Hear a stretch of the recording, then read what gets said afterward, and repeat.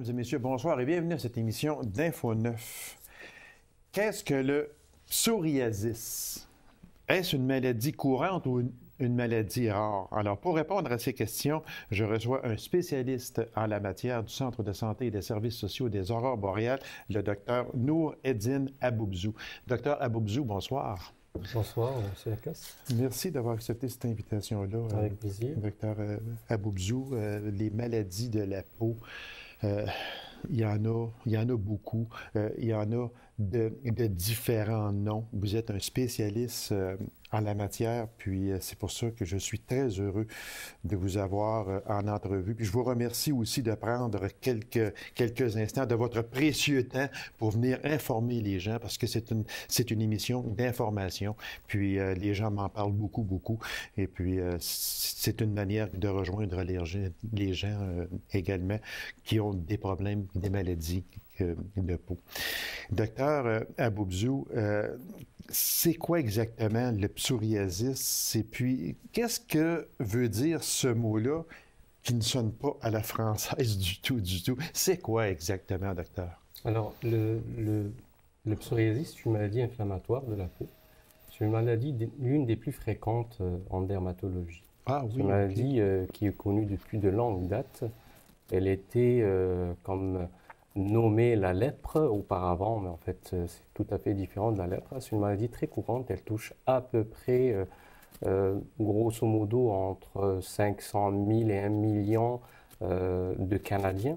À peu près. Oui. Oh, mon Dieu. On estimerait qu'au Québec, on serait à peu près ou à plus ou à peu près aux 200 000 Québécois qui sont atteints de cette maladie. Dans notre région, on estimerait dans l'Abitibi-Témiscamingue avoir à peu près dans la centaine de nouveaux cas par an, hormis les cas qui sont déjà existants. Ah, oui. En quoi ça consiste? Oui, Alors, c'est une maladie inflammatoire de la peau, une maladie hyperproliférative de la peau. C'est-à-dire que c'est la peau qui s'emballe, qui commence à proliférer, qui n'est plus réglée ou qui n'est plus limitée dans sa croissance et commence à fabriquer des plaques rouges, des plaques épaisses qui deviennent comme de la craie et qui peuvent siéger dans des zones bastions, des zones les plus fréquentes qui sont le coude, les genoux, le cuir chevelu. Dans les articulations? Non, c'est une maladie qui atteint la peau, mais qui peut atteindre aussi d'autres organes comme les articulations aussi. Elle peut atteindre certaines muqueuses comme les muqueuses des organes génitaux externes. Elle peut atteindre généralement la région périanale. Mais c'est très souvent, et c'est par essence, une maladie qui touche la peau et qui peut donner aussi un rhumatisme psoriasique. Voilà. Juste une seconde, docteur. Qu'est-ce qui fait... Parce que là, vous m'avez dit tantôt qu'il y avait peut-être une centaine de cas. De nouveaux cas annuellement chez nous. Oui. Qu'est-ce qui fait qu'on a tant de cas nouveaux? C'est dû à quoi? Alors, on va expliquer un petit peu ce qui se passe. C'est un problème de peau. Vous savez, on va justement schématiser ça. La peau serait comme une maison. On a un solage qui va être à peu près comme l'hypoderme, le tissu qui soutient la peau. Puis on a le derme qui est le rez-de-chaussée, puis l'épiderme qui est en fait le plafond. Qu'est-ce qui se passe dans cette maladie? C'est qu'il y a des signaux qui viennent de par en bas, de par le solage, des signaux suite à un stress quelconque ou à des traumatismes ou à des infections ou à des médicaments qui peuvent faire emballer ces choses-là. Et ces signaux nous viennent d'en bas et ils vont faire de telle sorte que le plafond va commencer à se proliférer, à se fabriquer rapidement et à donner plusieurs couches qui vont se mettre les unes sur les autres, et vont donner un aspect rouge parce que c'est richement vascularisé en dessous, c'est rouge et c'est épais. Et c'est le plafond qui devient beaucoup plus épais et donne cet aspect de plaque blanche crétacée. Alors, c'est une maladie qui en même temps est régie par trois problèmes. Là. Elle est en même temps génétique. Il y a un terrain héréditaire. C'est pas une maladie qui se transmet génétiquement, mathématiquement, comme les maladies qui sont monogéniques. C'est une maladie qui a des terrains d'hérédité. Il y a beaucoup d'études qui sont en matière de génétique là-dessus. On va trouver que c'est polygénique. Il y a beaucoup de gènes qui peuvent favoriser. Donc, on va parler plus de terrain héréditaire. En plus de ça, il y a des phénomènes environnementaux. Ces phénomènes environnementaux sur un terrain génétique vont faire de tels, quand ces phénomènes environnementaux, c'est le stress, vont faire de tels que cette prédisposition fait de tels que, voilà, ça va commencer à proliférer. Et derrière ça, il y a quelque chose là actuellement depuis une dizaine d'années, on le sait, c'est quand c'est le lymphocyte, un genre de globule blanc. Vous savez, quand on fait une prise de sang, on va voir les globules rouges, les globules blancs et les plaquettes. En fait, dans ces globules blancs, il y a quelque chose qu'on appelle le lymphocyte. Et bien, un de ces lymphocytes qui va migrer, qui va être dans la peau, va de temps en temps va être comme dérégularisé, comme déstabilisé. Il va commencer à fabriquer des signaux. Et ils vont faire de tel que la peau va commencer à proliférer, et va donner cette plaque sous le phénomène de stress et sur un terrain d'hérédité. En fait, en quelque sorte, c'est une peau qui est chatouilleuse. Et tellement chatouilleuse qu'au moindre petit stress, elle va commencer à proliférer sur un terrain de prédisposition.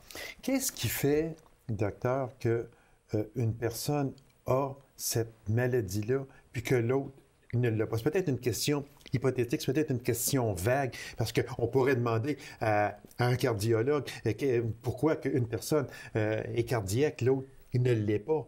Alors pourquoi qu'une personne qui a cette maladie-là, puis l'autre ne l'a pas, elle va moins au soleil? C'est quoi qui peut faire une différence, docteur? Alors, il y a deux genres de psoriasis. Il y a des psoriasis qui vont survenir des nouveaux, c'est-à-dire sans aucun terrain d'hérédité. C'est des patients qui vont être vers l'âge de 40 à 60 ans. Ça, c'est des patients qui vont faire du psoriasis pour une première fois et on ne sait pas pourquoi. Ils vont le faire. Ils n'ont pas de terrain d'hérédité. Ils n'ont aucune prédisposition.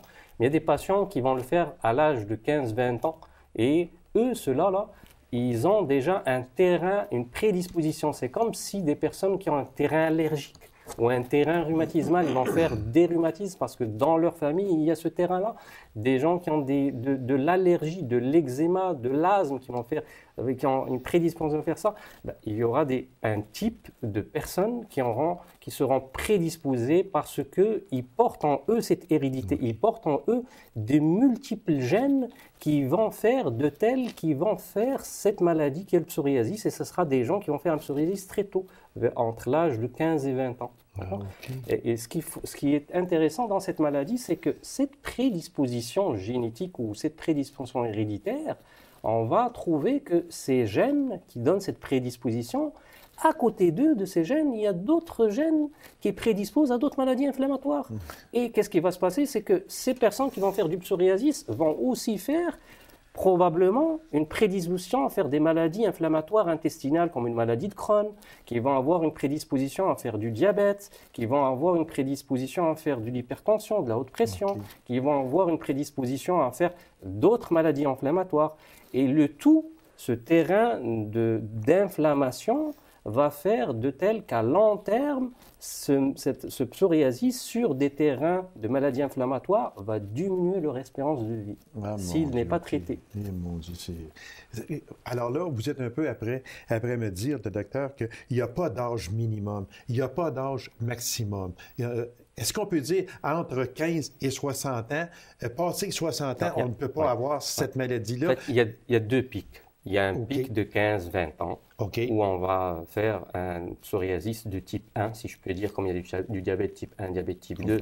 Là, on va faire un psoriasis, on ne l'appelle pas comme ça de type 1, mais il y a deux types. Le type 1, c'est les personnes qui ont une prédisposition génétique qui vont le faire vers 15-20 ans. Ceci dit, on voit des formes de psoriasis à l'enfance. On appelle le psoriasis des langes ou le napkin psoriasis, comme on peut avoir aussi du psoriasis congénital, mais c'est des formes rares. Et on a une autre forme, c'est la forme qui va survenir vers l'âge de 50-60 ans, qui n'a pas de prédisposition génétique, mais qui peut aussi survenir. OK. C'est vraiment, c'est tellement complexe, c'est difficile parce que des fois, souvent on peut se dire, ben moi je suis rendu à tel âge, et mon organisme va le combattre ou peu importe quoi. C'est que assez souvent, on peut dire, bien, entre tel âge et tel âge, je peux avoir telle maladie, mais passé cet âge-là ou avant, je ne peux pas l'avoir. Mais ce n'est pas le cas. C'est pas le cas. C'est pas le cas. Pourquoi on dit, docteur, que beaucoup de patients ne consultent plus pour cette maladie? Ça, c'est... Oui. En fait, les malades psoriasiques, il y a plus de la moitié d'eux, la moitié de patients qui sont psoriasiques qui ne prennent plus en charge leur maladie de point de vue traitement et tout, parce que c'est une maladie qui est chronique. C'est une maladie qui, en fait, ils se lassent. Du fait qu'elle est chronique, là, ils se lassent de se crémer, de se traiter parce qu'ils ont perdu espoir. Pourquoi ils ont perdu espoir? Parce que si on revient en arrière, dans les années 80, début des années 90, ce qu'on leur offrait des traitements locaux, des corticoïdes locaux ou des vitamines, des crèmes à base de vitamine D modifiées ou des goudrons, des produits à base de goudrons, de rouille, plus ou moins associés avec des ultraviolets B. On leur offrait aussi dans le temps, dans les années 70 jusqu'à 90, on offrait des ultraviolets A associés avec des psoralènes, ce qu'on appelle la PUVA. Mais quand c'était des formes mineures, quand c'est des formes légères à modérées, elles se lassaient de se traiter avec des crèmes. D'accord? Donc là, ce qu'il faut leur dire, c'est qu'il ne faut pas perdre espoir parce qu'il y a des nouvelles molécules, il y a des nouveaux traitements, il y a des traitements systémiques qu'on connaissait.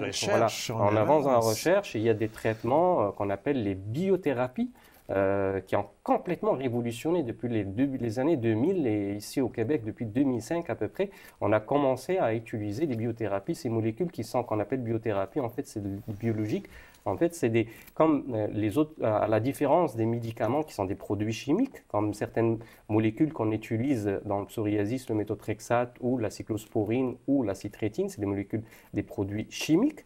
Les biothérapies ou les biologiques qu'on utilise actuellement pour les formes, je dirais, sévères, sous certains critères de sélection, c'est des protéines vivantes. Et en fait, c'est des protéines vivantes qui sont fabriquées par le génie génétique et c'est des protéines qui vont cibler une cible bien déterminée qu'on a désignée dans la recherche, comme quoi c'est en freinant cette cible, en allant à cette cible, on va freiner le renouvellement de la peau. Docteur, une question qui n'était pas prévue du tout, parce que j'ai vu ça juste avant qu'on rentre en onde ou presque avant d'arriver dans les studios, une espèce de traitement qui s'appelle le psoriasin, si ma mémoire est fidèle, là. Est-ce que vous conseillez ça? Est-ce que vous savez c'est quoi? Puis est-ce que vous conseillez? Ça m'a l'air d'être une crème, tout simplement. Mais... Ça, c'est des produits qui sont en base de goudron, généralement. Okay. C'est des crèmes qui peuvent hydrater et réduire, généralement. Mais ça, c'est des petits traitements d'appoint. C'est pas vraiment c'est des traitements d'appoint qu'on peut aussi essayer de donner en adjuvant, en appoint à d'autres traitements. Mais les traitements, il y a une cascade thérapeutique, là, et si vous voulez qu'on parle du traitement, si vous avez une on va en parler, mais juste avant, êtes-vous pour ça, vous, qu'une personne qui va prendre cette annonce à la télé va aller chercher un tube, si c'est de longueur, puis va dire, moi, je me soigne. Il y a des produits qui sont OTC, qui se trouvent sur les tablettes, là, en pharmacie. Oui. En vente libre, en vente libre, là. Ça veut dire qu'elles ne sont pas, elles sont anodines. C'est-à-dire qu'elles ne créeront pas de toxicité ou de problèmes utilisés à long terme. Je ne vois pas d'inconvénient. Au contraire, quand une chose est très connue de par les études, on a montré que déjà que l'hydratation cutanée, se mettre une crème hydratante, ça arrête d'à peu près régulièrement utilisé, ça peut arrêter d'à peu près 50% le renouvellement de la peau. En tant que psoriasis. OK. Docteur, dans la recherche et dans le traitement de cette maladie-là, on en est rendu où aujourd'hui? D'accord. On est rendu déjà à mieux gérer, à mieux gérer l'abord de la maladie. La chose qui a révolutionné un petit peu le psoriasis, ou qui a révolutionné beaucoup le psoriasis, c'est que au XXe siècle, juste avant, dans les années 1970, 80, 90, on mettait la maladie au centre de tout et au centre de la recherche. Maintenant, on met le patient au centre de la recherche, c'est-à-dire le psoriasis est l'exemple même où c'est le patient qui nous guide et qui nous gère vis-à-vis de quel traitement choisir. Parce que c'est lui qui est au centre de notre relation. C'est lui qui va nous permettre, en fonction de comment il va nous répondre par rapport à sa qualité de vie, cette notion de qualité de vie a révolutionné. C'est par le psoriasis même que ça a commencé à se faire et de là est parti vers d'autres maladies chroniques, cette question de qualité de vie.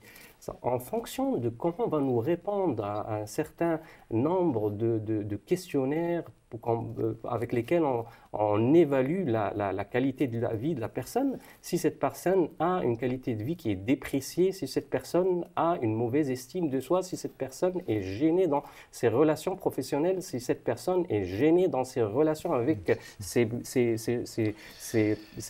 gens les plus proches, cette qualité de vie va se répercuter sur le choix du traitement. Donc ça, c'est une première évolution dans la recherche. C'est pouvoir évaluer la qualité de vie. La deuxième évolution dans la recherche, c'est qu'on sait maintenant quelles sont les cibles quelles sont les cibles qu'on va utiliser, quelles sont les cibles qu'on va utiliser pour freiner le renouvellement. Et on a 3 ou 4 molécules qui sont actuellement en étude, qu'on appelle des IL-17, qui vont peut-être arriver bientôt dans 2 ou 3 ou 4 ans, qui vont donner dans le nouveau biologique des traitements pour freiner le renouvellement. Il y a d'autres molécules aussi qui vont cibler une certaine cible qu'on appelle le JAK. On va utiliser les anti-JAK. Ça, c'est toutes des molécules, des petites molécules qui vont ajouter un autre panel thérapeutique à nous autres. Et la toute dernière, c'est qu'en 2011, il y a une équipe tunisienne et française qui ont découvert chez des familles de psoriasis pustuleux, ils ont su que c'est une interleukine 36. Cette interleukine, c'est elle qui va faire de tel que quand on va la freiner, on va pouvoir gagner beaucoup de pas sur le psoriasis pustuleux. Donc, mon autre question, docteur, c'est les personnes atteintes, est-ce qu'elles se sentent exclues et voire même isolées? Bien sûr. Vous savez, la peau, c'est l'organe de l'expression sociale. C'est l'organe par lequel on va avancer dans la société parce que c'est 2 mètres carrés qui sont sur notre peau, c'est 5 kilos. C'est l'organe le plus affichant. C'est celui qui nous permet de nous exprimer socialement. Alors, toute maladie qui va toucher cette peau et qui va être visiblement très expressible va automatiquement, s'il est là tout le temps, va nous donner une mauvaise estime de soi. Il va nous faire empoisonner notre vie. Il ne va pas nous tuer à petit feu, mais il va nous empoisonner nos relations sociales. Il va faire de tel qu'on va avoir des idées suicidaires des fois. Il y a 5% de personnes. Oui, il y a 5% des patients qui vont avoir des idées suicidaires. Il y a plus de 39% des patients qui sont très inconfortés et qui ne peuvent pas avoir une manipulation de leurs mains. Il y a 30% de personnes qui ont des lésions au niveau de leurs organes génitaux externes et qui vont avoir du mal dans leurs relations individuelles avec leurs partenaires.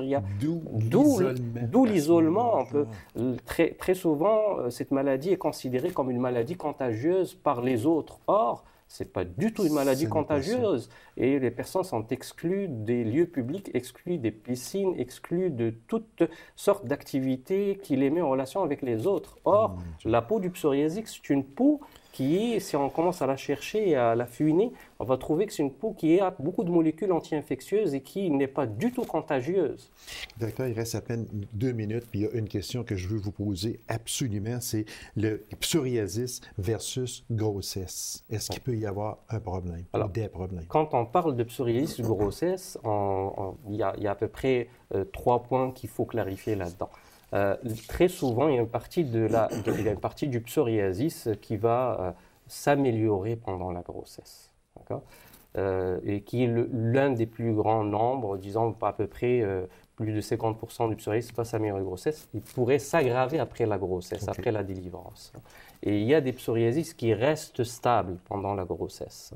Et il y a une forme de psoriasis qui est un peu plus méchante, là, qu'on appelle l'impétigo herpetiforme ou le psoriasis pustuleux, qui s'accompagne d'une hypocalcémie qui peut mener vers des morts-nés. Mais dans le plus grand des cas, c'est une maladie qui reste stable pendant la grossesse. La difficulté là-dedans, c'est comment les traiter, parce que certains médicaments peuvent ne pas avoir une innocuité pour le fœtus. Et donc, c'est là toute la question. Et on sait les traiter avec la photothérapie. Oui, exactement. On sait les traiter avec l'hydratation et des crèmes cortisonnées très faibles. Docteur Aboubzou, merci infiniment. On avait encore beaucoup d'autres questions. Il va falloir vous réinviter à nouveau. Docteur. Avec plaisir. Alors, je vous remercie infiniment. Puis, je suis certain qu'on a éclairé beaucoup de personnes, mais il y a des questions qui sont restées sans réponse parce que je ne vous les ai pas posées. Manque de temps. Fait qu'on va certainement vous réinviter, Docteur Aboubzou. C'est très intéressant. Puis Avec plaisir. Je vous remercie beaucoup, docteur. Avec plaisir. Alors, mesdames et messieurs, courte pause, on vous revient immédiatement après. Restez avec nous.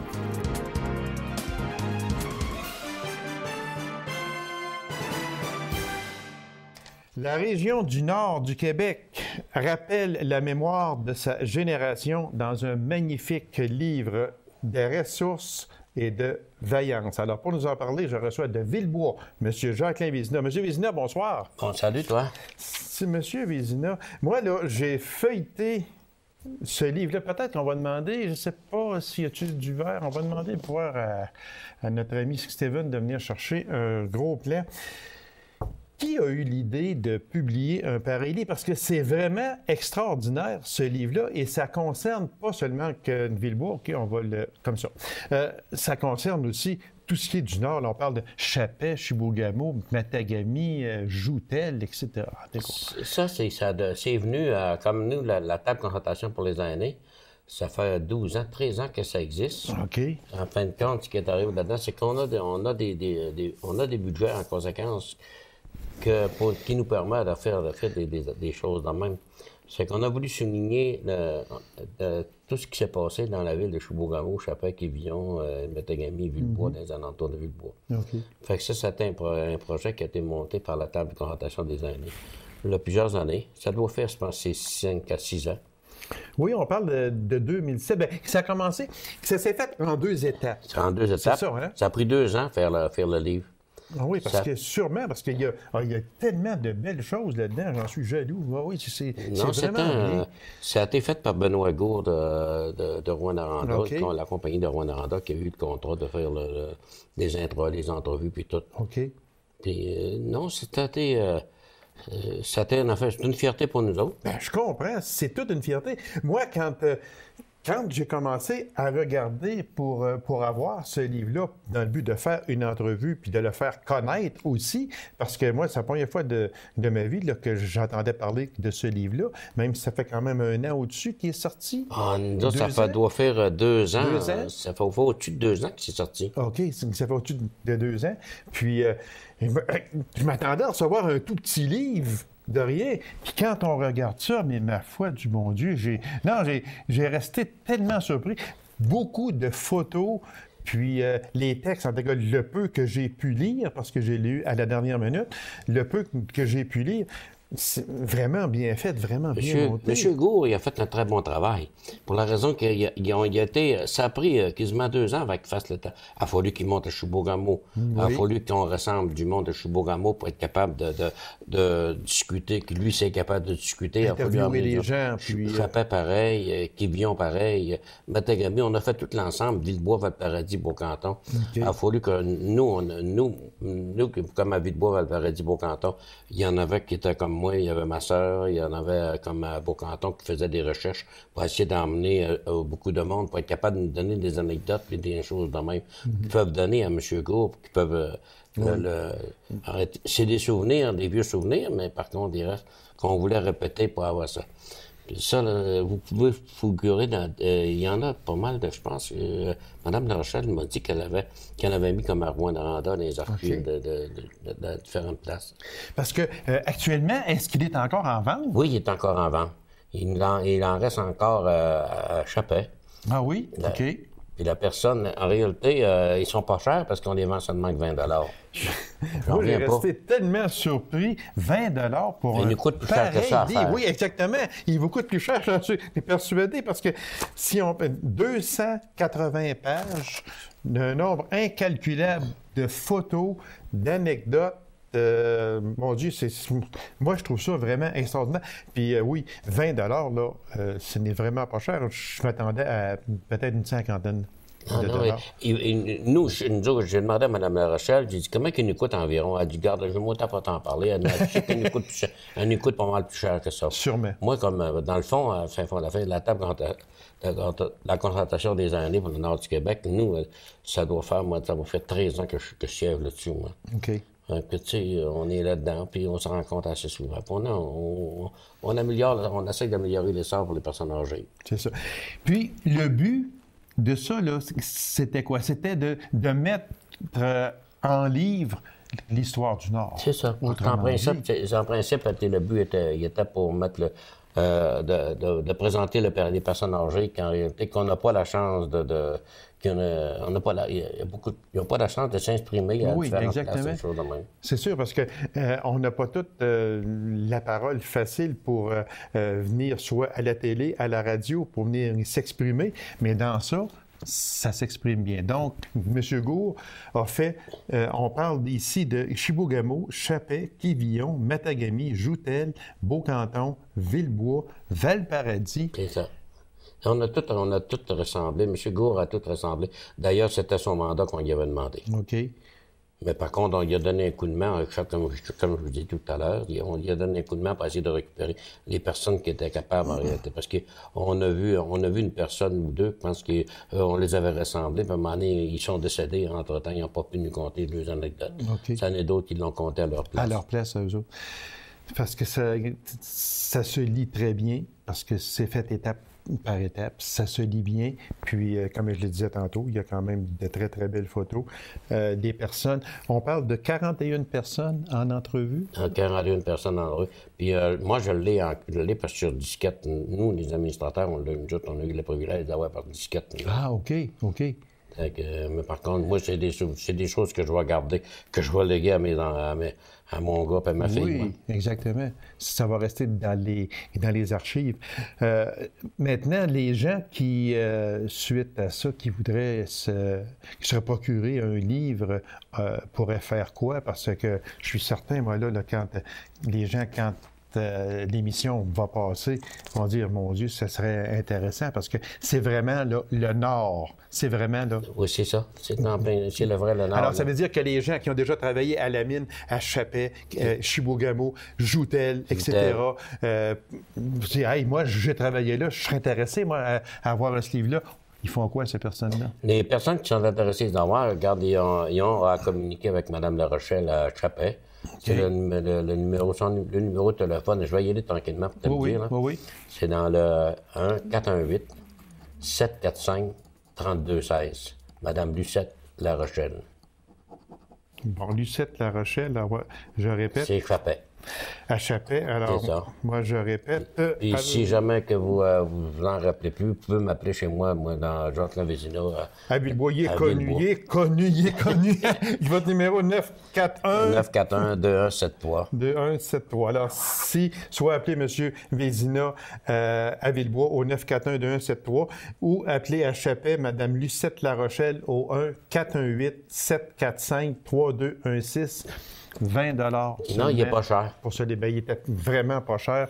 Monsieur Vézina, merci infiniment. C'est tout le temps que nous avions. Puis bravo, félicitations à tous ceux qui, de près ou de loin, ont collaboré à ce magnifique livre-là. Moi, je vous remercie pareil, parce que nous, en réalité, ça va faire connaître en réalité le Nord, encore le Nord du Québec. Mesdames et messieurs, merci d'avoir été là. On se donne rendez-vous à une prochaine émission d'Info 9. Au revoir.